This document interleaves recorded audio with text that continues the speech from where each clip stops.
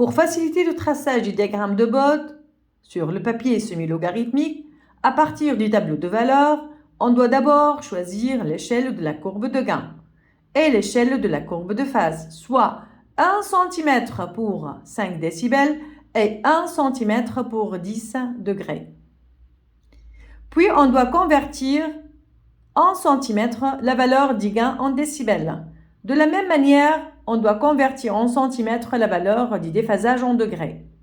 Pour cela, ça revient à diviser la valeur du gain en décibels par 5 pour obtenir la valeur en centimètres et à diviser la valeur du déphasage par 10 pour obtenir la valeur en centimètres, comme le montre le tableau suivant.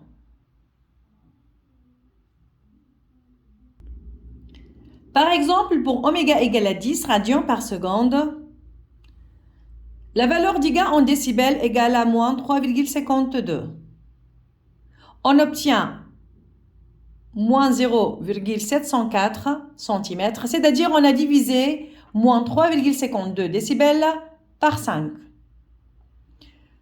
Pour oméga égale à 10, la valeur du déphasage égale à moins 1,8 degrés. On obtient moins 0,18 cm, c'est-à-dire on a divisé moins 1,8 degrés par 10. Pour les autres valeurs de oméga,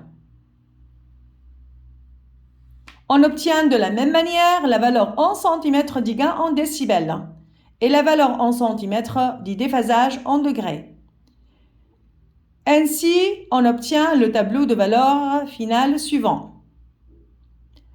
À partir de ce tableau de valeurs, on place sur le papier semi-logarithmique pour chaque valeur de oméga la valeur en centimètres du gain en décibels et la valeur en centimètres du déphasage en degrés. On rappelle que pour oméga égale à 10, son emplacement est le suivant.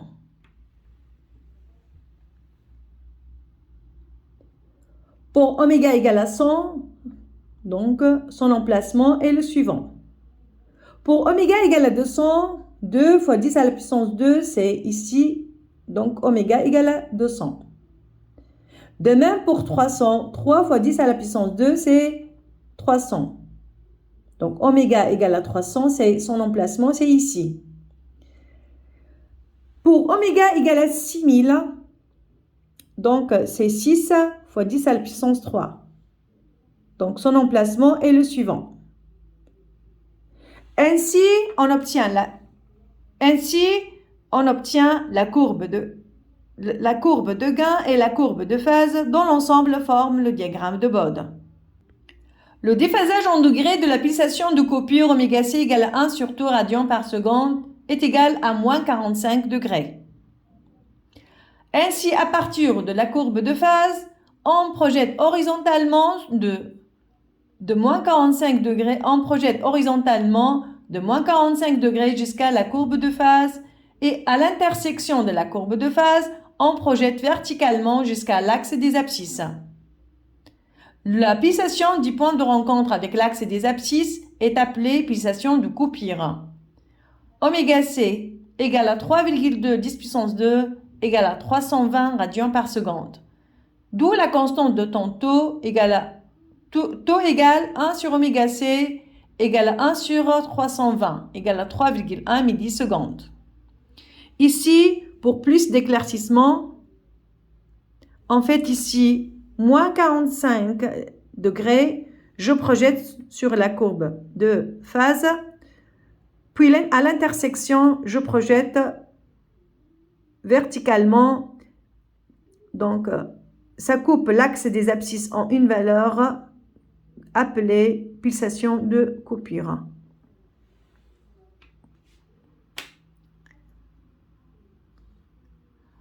À partir de la courbe de gain, en basse fréquence, on peut déduire la valeur du gain statique K.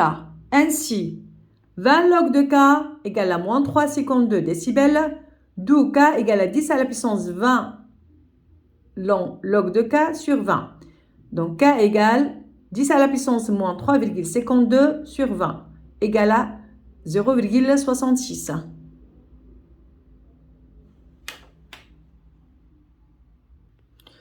D'où la valeur du gain statique K égale à 0,66 et la constante du tantôt égale à 3,1 millisecondes.